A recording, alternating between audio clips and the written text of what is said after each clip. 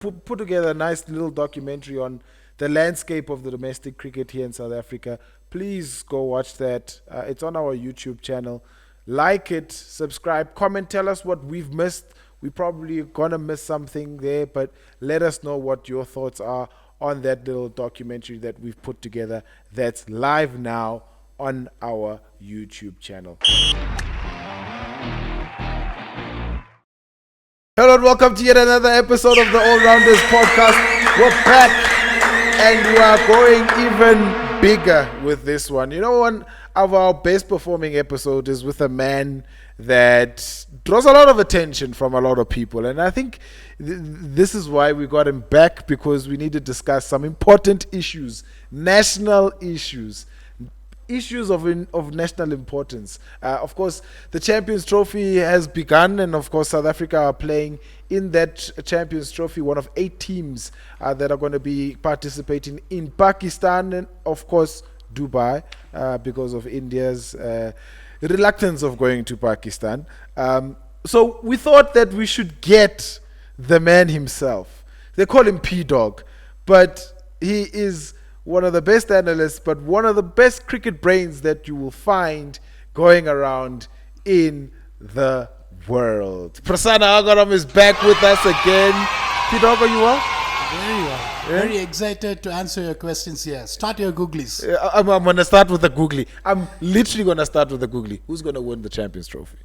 Koshishi Kale Africa Malapaki so perfect. Is my imbitanda zo Koshishi Kale Lutina Sapawayo. If you ask me, yes, South Africa, if you see their batting lineup, the distraction, what they've got in the top 8, compared to the other teams. Of course, yes, they're a little bit bowling light. With my experience working in the Pakistan Super League, knowing the conditions where they are going to play, it's 2 games in Karachi, 1 in Islamabad. If South Africa's bowling fires, they're going to complement their batting, which is going to be really destructive. They've got a massive chance of winning this. Afghanistan, Australia, England in South Africa's pool. That's tough. And of course, the first game is against Afghanistan, who have a lot of good spinners. But what we've seen, particularly in recent times, the Tri-Series, ball didn't spin as much. The seamers were the ones that sort of got into the game as much. But can we expect conditions to change for this Champions Trophy compared to what we saw in the Tri-Series? The pitches in Pakistan, particularly Karachi, it'll be slightly on the slower side. It's not going to spin big as much as you think, but many of them were surprised, including me, when Michael Bracewell, Mitchell Santner, and Glenn Phillips got some serious spin in the second innings against Pakistan. But I feel that it's not going to spin as much as one would expect. But when you see the first opponent against South Africa is going to be Afghanistan, where a minimum of 37 overs of spin is expected. But the only good thing about it, if you see, Ryan Rickleton is in great form. Temba Bavuma is one of the greatest players of spin in our country. And then comes Rassie Dusain, who's Mr. Consistent. Aiden Mockram has been up and down, but class is always class. Then you get Henry Claassen. I don't think anyone should argue on this. One of the best players of spin right now in the world. And then David Miller. If you see his dismissals in the last 18 months against spin, in T20, in ODI, it has come down drastically. Then you've got a much improving all-rounder, Wian Mulder, followed by Marco Hansen. That is a power-packed batting lineup. Yes, I agree. We are slightly less when it comes to bowling department. That's going to suit the conditions. But take into consideration, if you see the amount of times Afghanistan has chased 280 in ODI cricket, it's very less. If South Africa bat first and even get to 280, I think South Africa has got a great chance to win. The challenge is obviously going to be the first game to put through, and then they play Australia in Islamabad, which is going to suit their conditions. Then against England in the same venue, Karachi. But if you see the spin strength of England, just Adil Rashid, Yes. South Africa will have a massive edge in that game as well. It's all about putting together a solid performance against Afghanistan. Yeah. You never know, South Africa might top the group. I'm interested in what you said about David Miller particularly. I mean, his average in terms of facing spin has gone up. He's gotten more runs, less dismissals against the spin. It was interesting for me in how he played in the SA20 in very spin-friendly conditions down at Boland Park in Paarl, where they won 5 out of 5, first side to do that in the history of the SA20. What is it about his game now that has been a little bit more adaptable to be able to play the turning ball? And of course, did that experience of playing in Boland Park help him a little bit to understand where his strike zones are against different kind of spinners? Because they would have faced a lot of different kinds of spinners in Paarl, left arm spin, left arm right arm finger spin, leg spin. What is it about David Miller's game that you've seen now that has made him a better player of spin?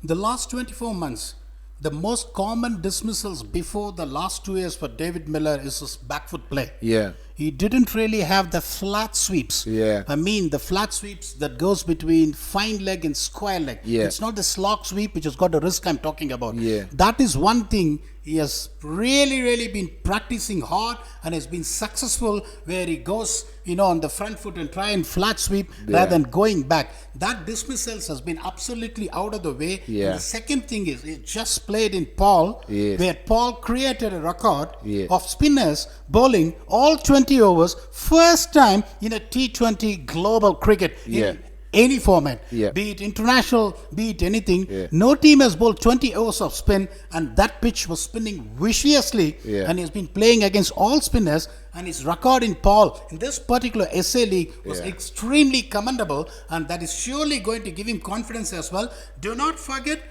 David Miller has played for Multan Sultans in PSL as well in the past. He's a much improved player of spin now. That is going to be the vital cog for South Africa, because he and Clausen, a left-right combination, is going to bat around 30 to 35 overs. Then it's going to be much difficult phase to really accelerate. That is going to be the key advantage for South Africa to putting up a total of 20 or 30 runs more than the average winning score. You speak about Islamabad and Karachi and the different kind of conditions that South Africa is going to face, but all teams in that pool.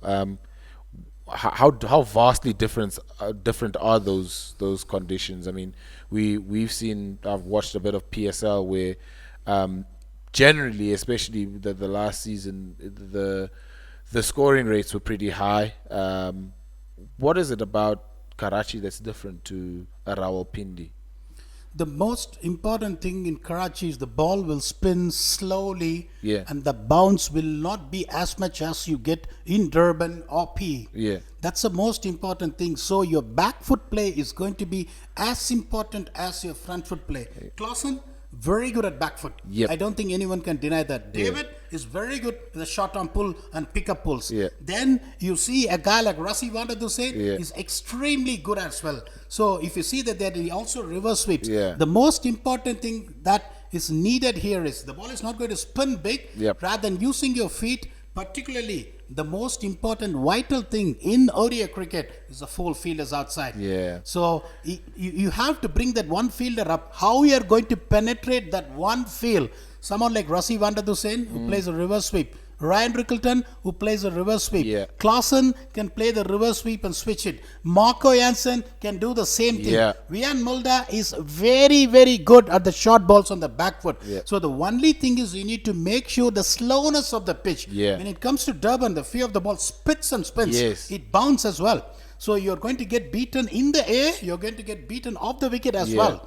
Now here, it's very difficult. Even if you see the ball, there was spinning yesterday. There is not much of a stumping opportunity at all. Because the ball spins very slowly. So the only thing they need to make sure is how they're going to strengthen their back foot play. I'm sure that being the predominant back foot players, our guys, South Africa, they will have a massive chance against these guys. Second thing is, all these Afghanistan bowlers, they're not slow through the air. Understand one thing, in a pitch like Karachi, the more slower through the air you bowl, it's more difficult for you because the ball sits up after the bounce. Rashid Khan is very quick through the air. Noor Karate. Ahmed is very quick through the air. Mohammad Nabi is very quick through the air. The left arm spin of Karate is very quick through the air. That is where South Africa has to be clever to make sure that how they are going to maximize their length and explore their opportunities on the back foot. If they do that, South Africa is going to be massively successful as a batting unit. I think it makes sense because, I mean, watching that opening game between Pakistan and New Zealand, and the difference between a Mitch Santner to a Khushdil Shah in how they operated. Khushdil much quicker through the air, darts it in, whereas a Santner would play around with his speeds, gives it a little bit more flight. How important is a Keshav Maharaj and a Tabraiz Shamsi to the South African bowling attack to be able to be effective in conditions where, I mean, you say is probably not going to be as hugely favored toward the spinners, but they can still play a big role. We saw yesterday, of course, Michael Bracewell and Mitch Santner and Glenn Phillips playing a big role for New Zealand. How important are South Africa's spinners in this lineup on these kind of conditions? Let me tell you honestly, when it is in Wanderers, Yeah. you have to be on the attacking side with the ball in the first 20 overs when it comes to ODI cricket. Yeah. You have to strike up front in Wanderers. You have to strike up front in Centurion. Yep. When you go to Karachi, the theory absolutely changes upside down. Yep. In the first 15 overs, you have to gain control. Even if you don't pick up wickets, it's absolutely fine. The first 15 overs, you restrict the opponents less than 70. Even if they don't lose a wicket, you have got a good start as a bowling unit. Yep. Then your spinners has to go on the offensive side by trying to pick up wickets. Yep. Now what South Africa team management, the role they should give to both Maharaj and Shamsi is to try and pick up wickets and be on the offensive side to slightly bowl slow through the air. If you see the points what you made was absolutely spot on. Salman Ali Agha was bowling quick through the air. Khushdil Shah was bowling quick through the air. But if you see the speeds of Michael Bracewell, if you see the speeds of Mitchell Santner, you know, it's always tempting for you where you feel that, okay, fine, he's going to throw the ball in the air. And because of the slowness of the pitch, you are definitely going to get defeated in the air or off the wicket as well. Someone like Maharaj, I'm telling you, I saw him bowl in SA League. He was bowling much slower and he's trying to beat the batsman in the air, bowling more overspin. That's what exactly the management has to tell them. Look, in the first 12 overs, the fast bowlers are going to operate. If Shamsi is going to play, we are going to be a little bit pace-light. It's going to be the master Kagiso Rabada, who's going to be supported by a genuine strike of Marco Jansen. Then it's going to be Vian Mulder. That's going to be your three pace bowling options. So what you have to honestly understand, if you see this bowling attack, where Marco Jansen is definitely going to strike up front in power play, but not a real great death bowler, if you accept me. Kagiso Rabada is a only guy who's going to be a three-dimensional bowler, can come anywhere and pick up wickets. And Mulder is also a support bowler. So if Proteas are smart, they got to understand just only one thing. Look, I'm going to play the defensive role with the pace bowling unit. I'm going to be on the offensive mode with my spinners. I'm going to tell both Shamsi and Maharaj, hey, look, this is the control we are going to talking about in the first 12 overs with pace. You guys are going to try and beat the batsman in the air. If they try and attack you, that's absolutely fine. So that is a mindset shift they should really get in. And let me tell you, Markram is not a bad bowler as well. He can just come in and sneak in the 4 or 5 overs. If you see, if Glenn Phillips can bowl 9 overs for New Zealand, why not Markram, who's got such a beautiful control and action? So the only thing is, now, if these guys go there and say, okay, I'm going to go all out in the first 12 overs, I'm telling you again, Karachi, Islamabad, and all these venues, there won't be much seam movement as you get in high well. In high well, even if you bowl a 3 meters length, because of the sideways movement, the batsman can still nick a ball that is overpitched. But you're not going to get the luxury in Pakistan. You are not going to get sideways movement right from ball one, even though you are a genuine swing bowler. That is going to be the challenge Proteas has to understand. Say, look, I'm going to squeeze you in the first 12 overs, and then when the opposition relax, saying that, wow, I've got 12 overs, 63 for none, then I'm going to come with the attacking mode with my spinners. If Proteas take that route, it's going to be a big tick with the ball as well. The only challenge what they're going to face is definitely going to be with the ball. I'm 100% sure this batting lineup is going to be one of the most destructive and most watched batting lineups in the tournament. It hasn't been the best of times, especially in ODI cricket for South Africa. I mean, they don't have a good recent record in terms of results going their way. And a lot of public sentiment is that, this side is out of form. And a lot of public sentiment says that they're probably not going to get as far in this tournament. You're more optimistic about South Africa's chances of getting far in this tournament. Does the recent record play any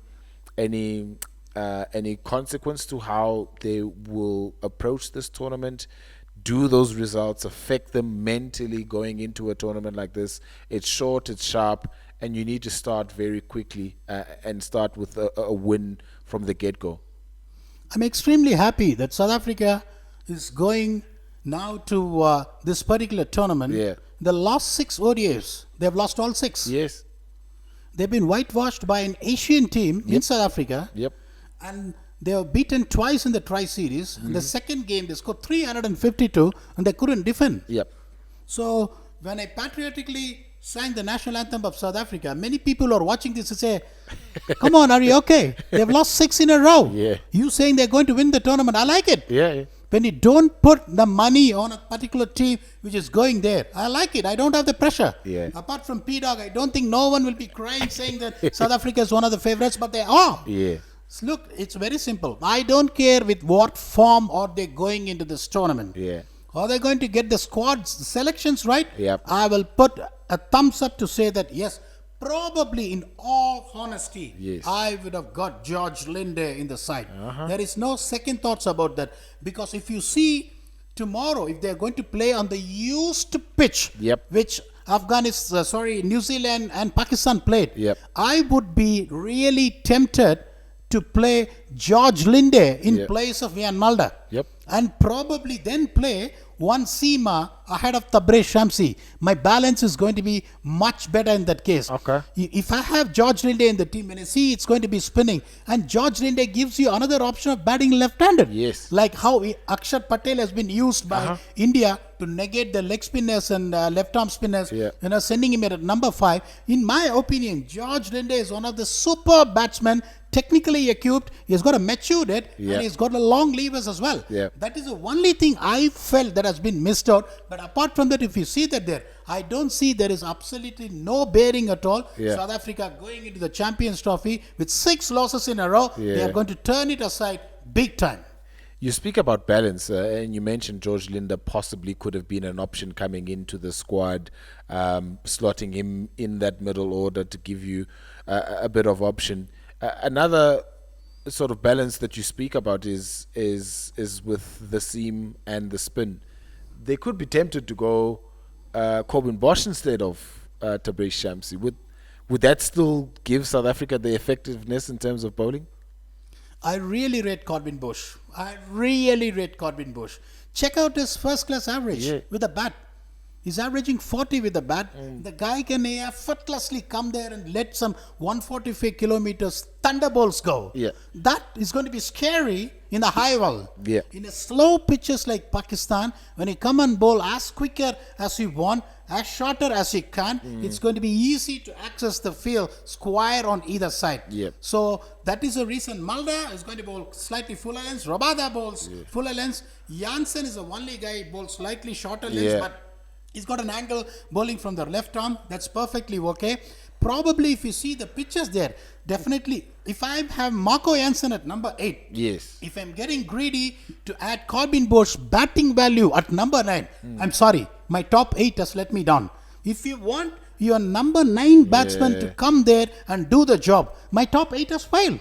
Don't try and cover the top 8 by having a guy who can bat at number 9. In Pakistan, if you don't bowl a minimum of 20 overs of spin, you have got no chance of winning. Let me tell you another thing. Please see the records of Tabraiz Shamsi. He has got the most man of the match awards in T20 cricket than any other South African cricketer. Yeah. And he is a genuine wicket taker. So, yes, Shamsi is a kind of a guy. He's going to go for 66 in 10 overs without a wicket one game. Yeah. And he's going to come back at 3 for 44 in the next game. Yeah. The one most important thing for a guy like him is to persist with them. If they're going to play this in high well, I'll be the first person to say, get Corbin Bosch in. Yeah. Horses for courses, South Africa has to bowl 20 overs of spin, and there is no second thoughts on that. Yeah. If they try and strengthen their batting by adding extra seam, they're shooting their own feet. What about the threat that they could possibly face? And then we'll start with Afghanistan. I mean, we've seen some of their players here in the SA20. Ramonullah Gurbaz was here. He did very well for Pretoria Capitals. Noor Ahmed, I don't think he's in the squad, Noor Ahmed, but there's a lot of other threats that Afghanistan could possess. How big of a miss, firstly, is Noor Ahmed? And Allah Muhammad Khazanfar has also now recently been replaced in the squad through injury. What are the threats then that South Africa can look out for against Afghanistan in that first game? Afghanistan is a team, they got an extremely clear template when it comes to ODI cricket. Yeah. They want to bat first. They want to play conventional cricket until 40 overs. Try and accelerate in the last 10. Yeah.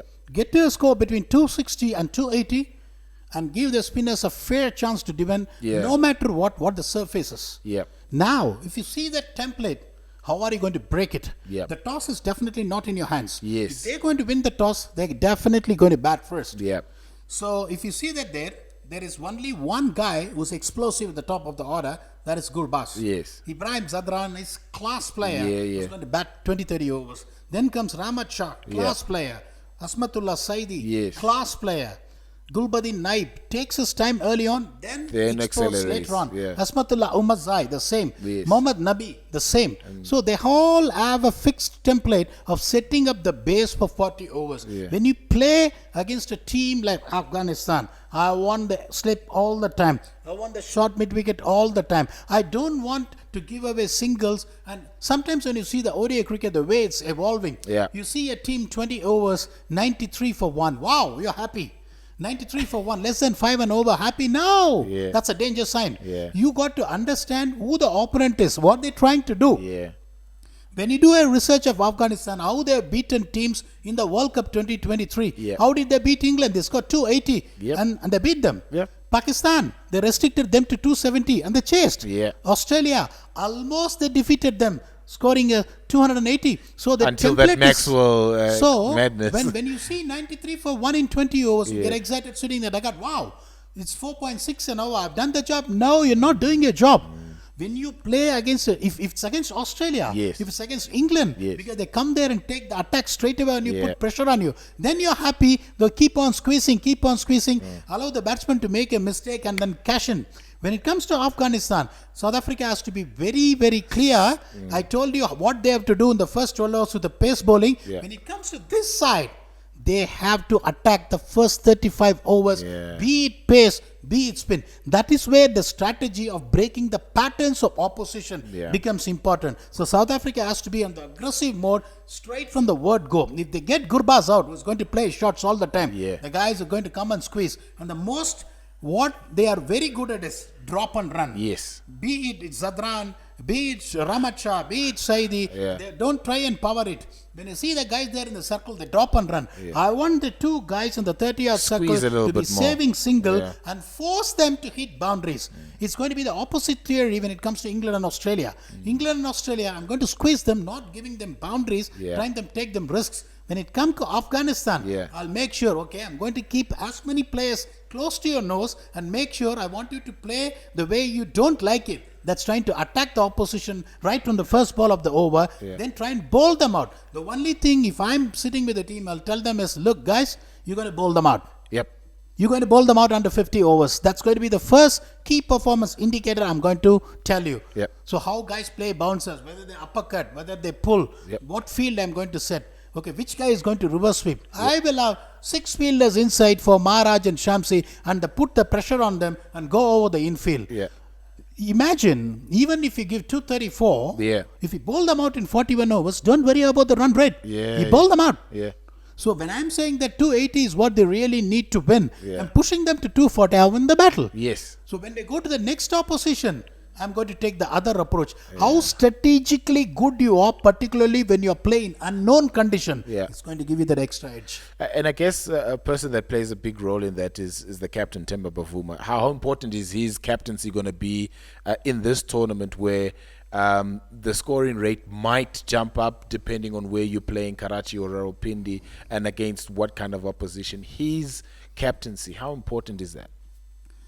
Look, I've not worked with much Stemba's captain because in 2021, when my contract expired, the captains what I worked was Faf du Plessis. I'm going from a descending order. Extremely strategical. Extremely strategical. Ashim Amla, extremely strategical.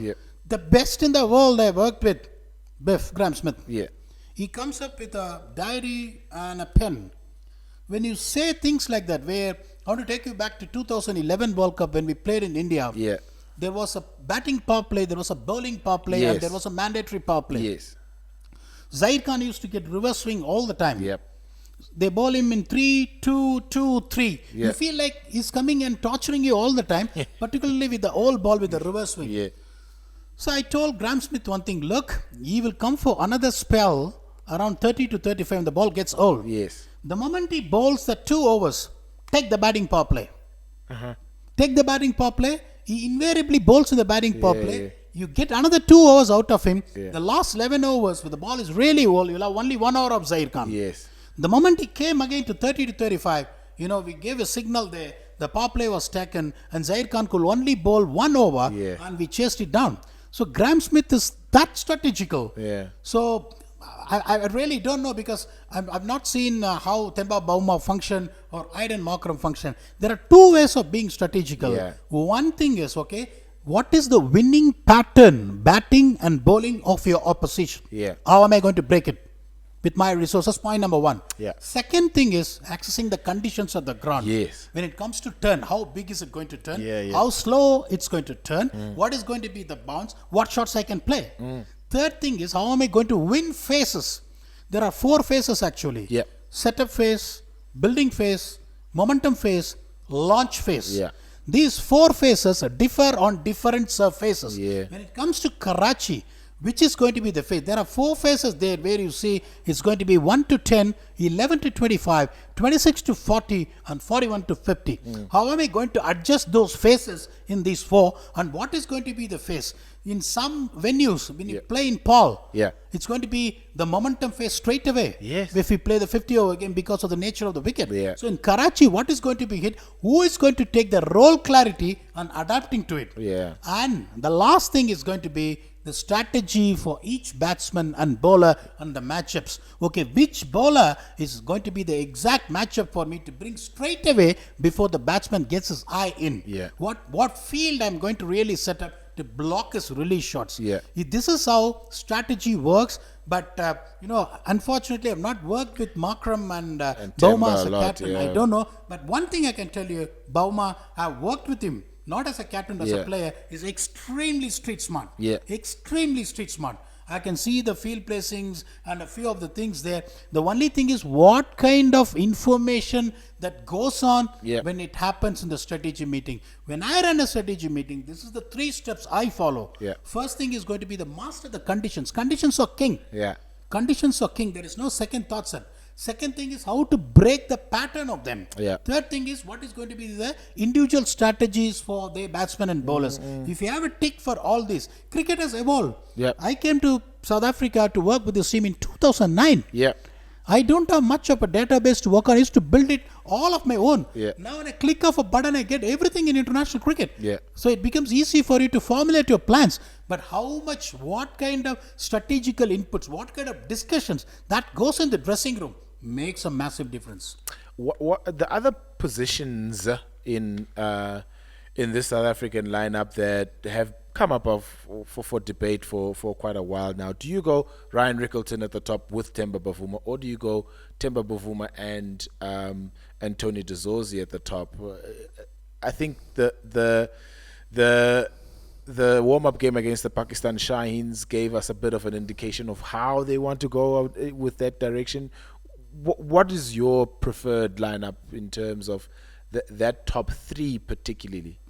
Look, I rate Tony D'Souza extremely highly. Yeah. Let's be honest with it. Tony, that's the kind of a player you are. Yeah. But if you see that the way Rickleton has performed in the domestic circuit, yeah, the way he has performed for SA League, yeah, don't take away the blistering double-handed we got against Pakistan in the Test cricket recently. Yeah. I think you should get the nod ahead of Tony. Yeah. And Temba Bavuma, I'm telling you, I can't find a reason why people are writing Bavuma off. Please, I just want a reason for that. Yeah. And look, I agree. Yeah. I want to give an honest opinion. Yes, he's not been as much a success in T20 cricket. Yeah, yeah. But when it comes to Test cricket, when it comes to ODI cricket, Bauma's delivered. Let's be honest there. Yeah. He scored 100 all alone against England in Paul a year before. 150 opening the batting, almost got the chase done. Yeah. He's been consistent. He's been a great leader. Yeah. And then comes a hard-working Rasivanda Dusan. Yeah. He's got 2 gears. You know how to play. Yeah. That's a solid top 3. So unfortunately, Tony can't find a place here to break this top 3. Yeah. That's interesting because I mean when you look at how the selections have been structured in the past sort of year or so, Ryan is now coming into his own in terms of his comfortability at international level. That double hundred that you mentioned in that Test match against Pakistan probably gave him the biggest confidence now of belonging at this level. Can they all play in the same lineup with D'Souza somewhere fitting in the middle order, or is it difficult? He only has an option of being at the top. Playing ICC trophy is a pressure. Yeah. Having your country's national cap on your head is another pressure. Being Proteas in ICC trophy is another pressure. Yeah. Let's be honest here. Yeah. Let's be honest here. Yeah. Because we are the most consistent team when it comes to winning matches and getting to playoffs. But unfortunately, we have not crossed the barrier once since readmission. It's been quite a period of time. So every time I've been part of close to 9 ICC trophies, I've been very honest with you. During the period I was there, it was a golden period. We dominated teams left, right and center, home and away in all formats. But when it comes to ICC trophy, I don't want to really hide anything to the people listening to it. Little bit of butterflies flying, even though I'm an optimistic man. So the only thing is, unless that comes, it's going to be always a thing. And the second thing, if I see a player technically correct, temperament correct, work ethics correct, if he doesn't perform, I'll go and tell him one thing. Look, you perform 75, you fail 75 times, you're going to be with me. I've seen these 3 ticks. The most important ticks, what I've told is these 3 to sustain in the highest level. Yes. I wanted to ask you another question. Yeah. How many guys, legends, goats, have made a mark straight away in their first 10 appearances of international cricket? Can you name? Very few. Very different. Yeah. Why? Getting adjusted to that pressure, Yeah. adjusted to wearing the national cap Yeah. and performing. It's a different cup of tea when you play in domestic, because you already mastered the domestic thing. Yeah, going to see the guy, it's going to be Titans, it's going to be Warriors. This guy is going to open the bowling. Come on, man. It's not the same when you play international cricket in front of 50,000 people representing your country. Yeah. Someone like Shaheen Afridi coming, Jasprit Bumrah coming. Yeah. So the only thing, the most important thing for me, the 3 ticks. If I see the 3 ticks, I'll say, when I kept on talking good about Ryan Rickleton 4 years before, many people really didn't support it. They kept saying that, no, this guy looks flashy, this guy is not consistent. I know his time is going to come. Someone like Tristan Stubbs. He has just arrived big time there. So what you have to see is, if they have these 3 ticks, the management has gone and say, look, get that thing out of your chest. If you fail this game, you're going to play next game. If you fail next game, you're going to play the next game. If you fail the whole series, you're going to be the next series again. I am with you. Then that is the way you can just get rid of that ICC trophy pressure. So I'm 100% sure Ryle Rickleton, Tony DeZosi. Yeah. The guys are all ready to perform the big stage. One player we haven't mentioned actually is Tristan Stubbs. How does he fit into a South African 11? Who? Tristan Stubbs. It's a sad story, to be honest with you, because of the emergence of Rassie van der Dussen. Yep. Had not Rassie van der Dussen did well against Pakistan in T20 and ODIs and had a blistering SA20, Yeah. Rassie van der Dussen wouldn't have played. Markram would have got into number 3 and Stubbs would have retained his place. Now, unfortunately, every player goes through a dip. Yeah.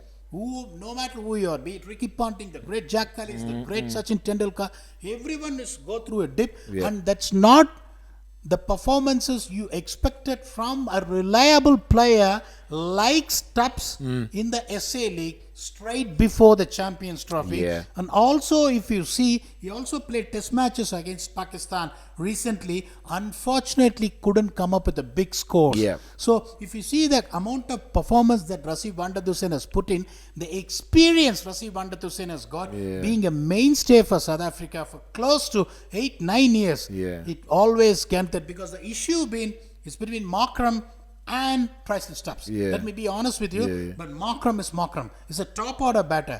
Tristan Stubbs, when you see that the ODS invariably bats at number 6, giving a support role to Klaasen and Miller. So here in Pakistan, 300 is what you target. The first 20 overs is a setting phase where you should not lose more than 2 wickets and get closer to 100 or 105. Themba Bavuma is good enough to do that. Rickleton is good enough to do that, even though it's flashy and attacking. And then you've got a conventional Rassie van der Dussen who can play accordingly. So unfortunately, if you see that there, then I've got the firepower of Miller and I've got the firepower of Mulder and Janssen. They would have thought, okay, fine, I'm going to sacrifice Stubbs. I feel sorry for him. He's going to be a long stay for the Proteas in future. And I guess Rassie van der Dussen's experience in the PSL also counts in his favor to be able to say this guy is a banker because he's been in these conditions multiple times playing for sides in the PSL. That must count in his favor as well? Van der Dussen's last year PSL records for Lahu Qalandars is very high. And he's been playing there for quite a period of time. And the second thing, I want to ask you a question. In this particular team, who plays reverse sweeps better than anyone else in the top 7? Who is the best reverse sweeper of spinner? I'm probably going to go Ryan Rickleton. Rassie van der Dussen. And Van der Dussen, Klaasen is more of a switch hits. Yes. Rassie van der Dussen is a guy bat on top of the ball and bisect the offside field. He is someone who's going to play that shots as well, and he pedals as well. So those kind of cheeky shots where the bowlers are doing very well, particularly a team against Afghanistan is going to go countless amount of overs of spin. We got a guy like Rassie van der Dussen, rather than taking the bowling, trying to hit slog sweeps, trying to run down and hit you down the ground for a towering 6. I want someone to be there and attack them where it's going to frustrate them to change the field and then explode and the field placings. Normally, if you see that they're going to have mid-on or mid-off up. That's what they're going to do. Now, when you're trying to play a pedal, they're going to get one more fielder on the leg side to stop that. The mid-off comes up. He's good to hit over extra covers. So you invariably want to have a variety of attacking batsmen in the lineup. And that variety is what Van der Dussen's experience, class and technique is going to give solidity at number 3. So that's why, unfortunately, even though I'm a big fan of Stubbs, we'll miss out. Australia, they've been dealt with quite a lot of injuries. No Stark, no Cummins, no Hazelwood. And then Stoinis decides to retire from the format. It's been a bit of a crazy time for Australia trying to prepare for this Champions Trophy. South Africa's chances against them, how good are they against a pretty much depleted Australian side? But an Australian side you can never count out at global events like these. Look, losing Stark, Cummins and Hazelwood is a massive blow. These 3 guys are the one who creates a dent early on. They invariably separates any good opening pair in the world in no time. And the second thing is the balance what Marcus Stoinis gave at number 6. He had big hitter of spin bowling. And then another thing you forgot to mention, the season Mitch Marsh. Yeah, Mitch Marsh, He's also injured. out. Yeah. Now, if you, not only that they will go into the tournament with lack of experience with the ball, where you're going to expect someone like Nathan Ellis to lead the attack, even though he's a very good bowler. Then you see a guy like Spencer Johnson, not a bad bowler, but can you compare him with Stark now? And then you're going to play someone like Sean Abbott. Can you compare him with Josh Hazelwood? No. And then Aaron Hardy is going to substitute Marcus Stoinis. Is he as good as Marcus Stoinis? No. So the problems are plenty for them. Matthew Short is going to open the batting.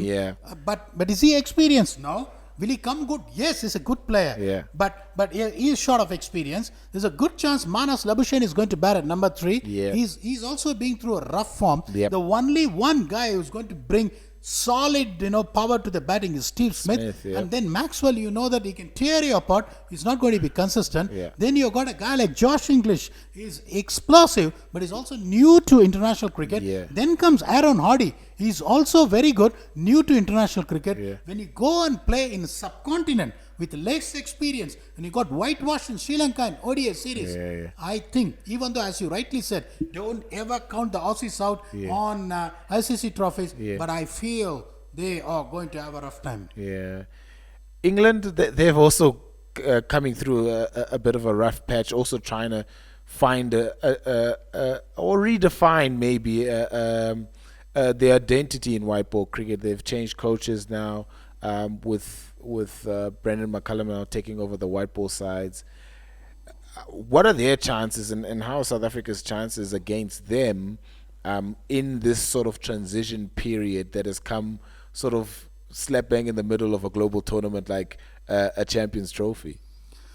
The formulated approach is go there and just blast the opposition with aggression. A lot of people question me, when India hammered them in ODIs and T20s, recently before the Champions Trophy. The same approach won them the 2019 World Cup. Why are they struggling here? Jason Roy, he's got a double gear. He's not going to come and blindly attack. Johnny Bairstow, same thing. Joe Root was there, was a regular fixture. Now they brought him. He's number 3. Ben Stokes, Owen Morgan. You see the calmness in that particular 5 guys. Now compared to Phil Saul, he's going to hit every ball for 6. From ball 1, Ben Duckett is going to hit every ball for 6. Harry Brook is going to hit every ball for 6.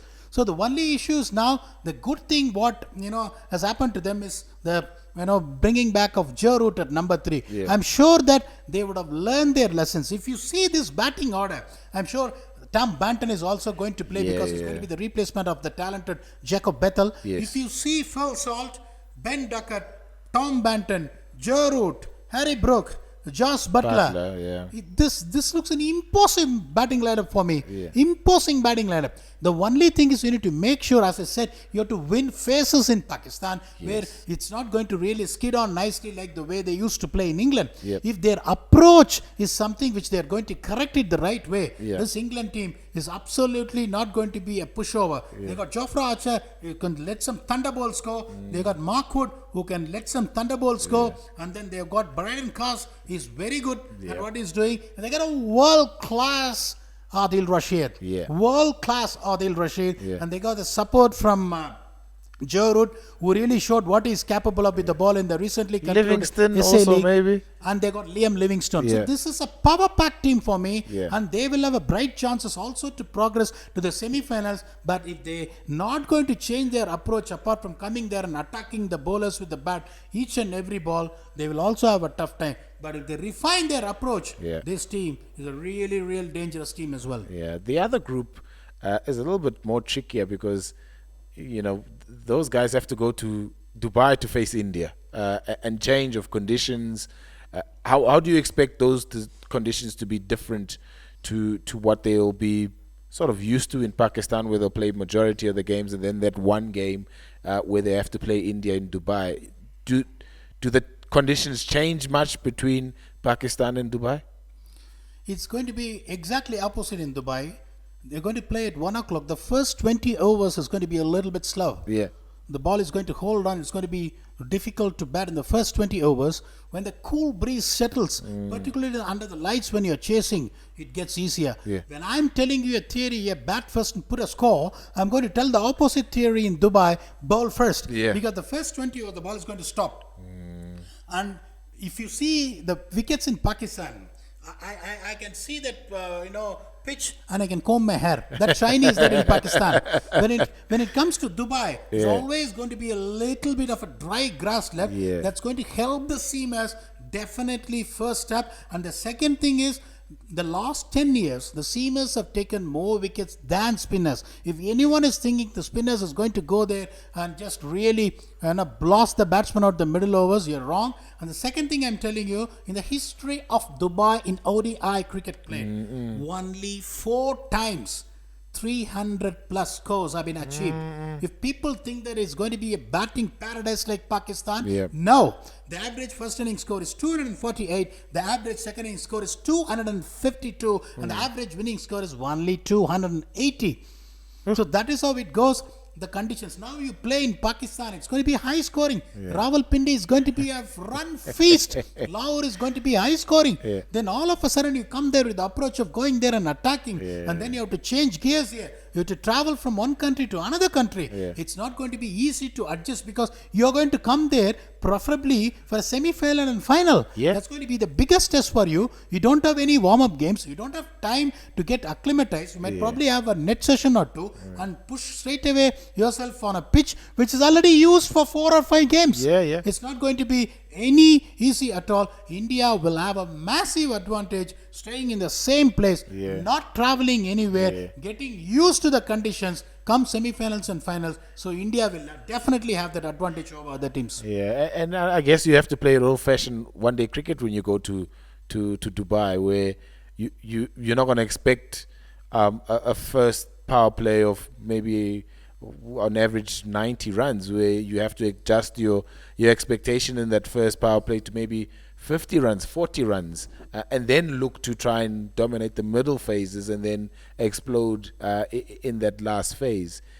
That's going to be a challenge for the modern day cricketer, to be able to switch gears between going from a Rawalpindi where it comes on first up, and then you have to go to Dubai where it's slightly a little bit slower.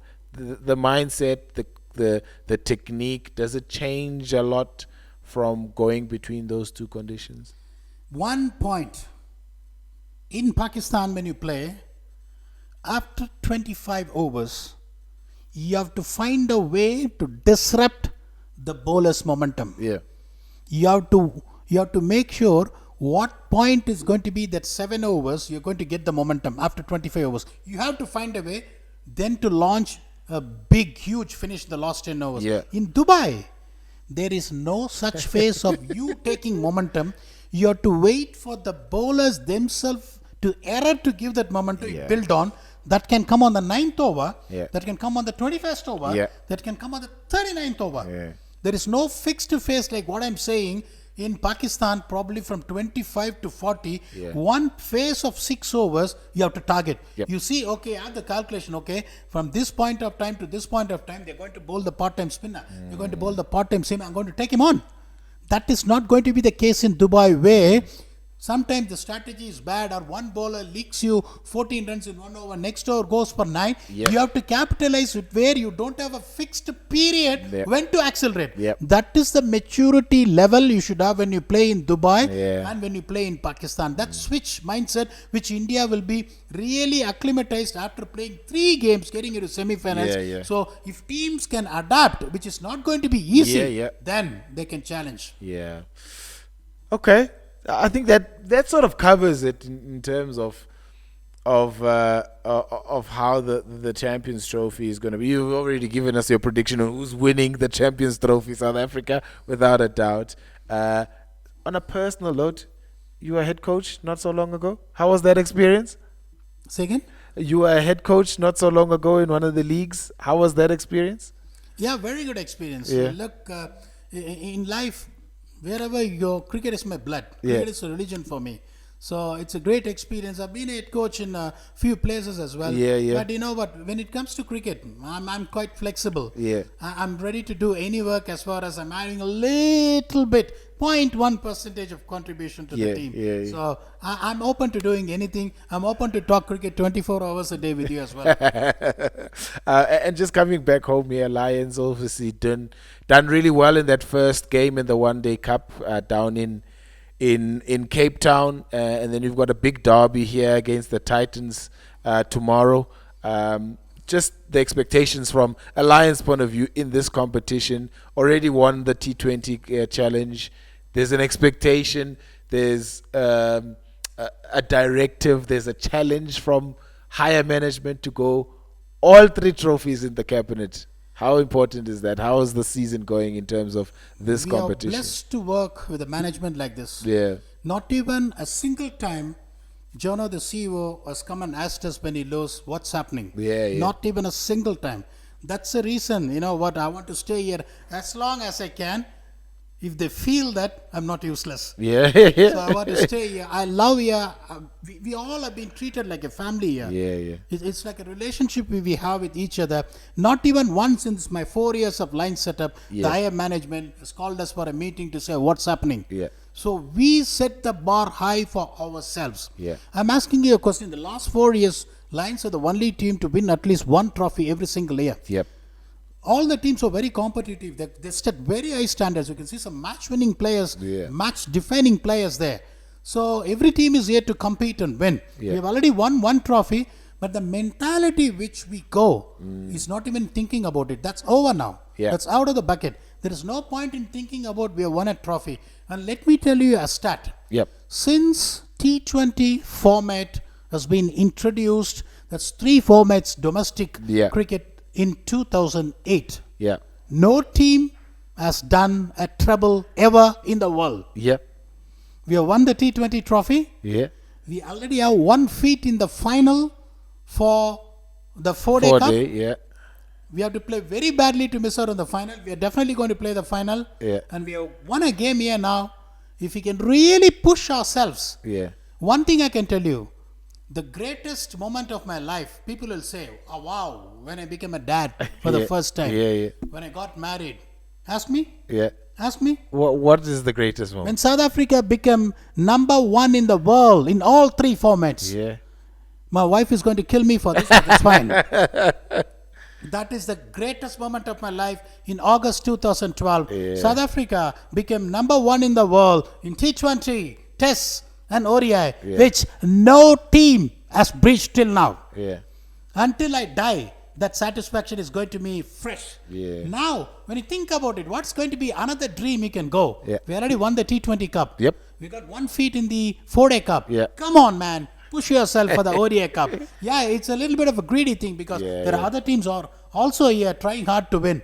But that will be the greatest moment of my life if I can achieve another thing in this beautiful country in South Africa. I want to push you for one more question. The progress of some of the players now coming through in the Lions. We've already seen Ryan Rickleton now dominate this the domestic phase, now going into international cricket, trying to formulate a way to survive but also dominate there.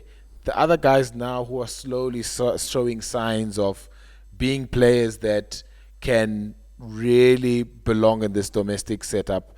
A guy like Connor Esterhuizen, who's now looking like he's coming out of his shell, looking like maybe in a season or 2 can end up being a Ryan Rickleton, where he's dependable at domestic level, can go up into a Proteas setup and look comfortable.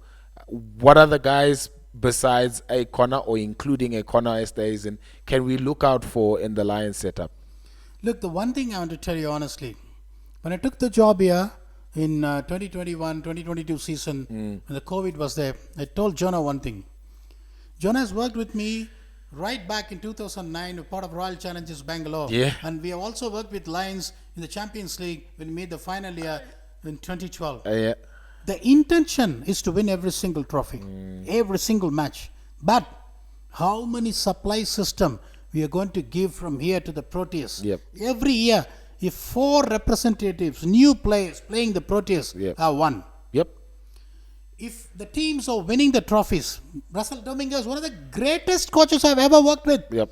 Let's not deny the fact. He's an unbelievably good human being. Yeah. He respects others. He knows how to get the best out of everyone. And he has produced results, not only here, for the Proteas as well. Yep. So, results are definitely the first thing. Now, the second thing is, how many of them are going to get the graduate degree to go to Proteas? Yes. Now, Connor Esteruson, as you rightly mentioned, when I saw him 3 years before, I said, you're going to be the next Rassi van der Dussen. Yeah.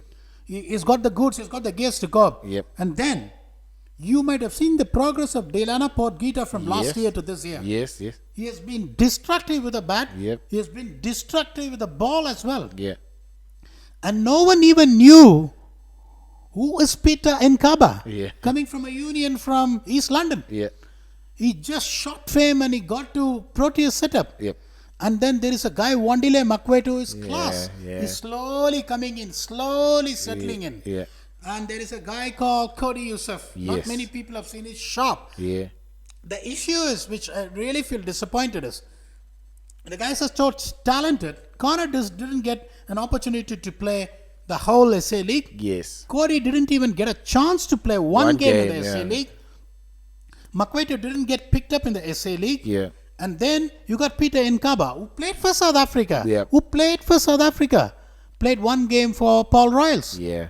So now when you see the few of the selections, when it get influenced through SA League, like what I said, Rassi van der Dussen. Yeah. Rassi van der Dussen's form right now Yeah. is what is just going to be an automatic choice in the playing 11. Lungi Ngidi, whom I rate very highly, Yeah. unfortunately didn't have a good SA League. Yeah. Is not even in the reckoning, or else you would have walked in through. Yeah. You would have walked in through to the playing 11. Yeah. He unfortunately didn't get a good SA League and is warming the bench few of the games. The only issue is what I'm saying, I don't know. Is there a chance Yeah. of expanding this to 8 teams? Yep.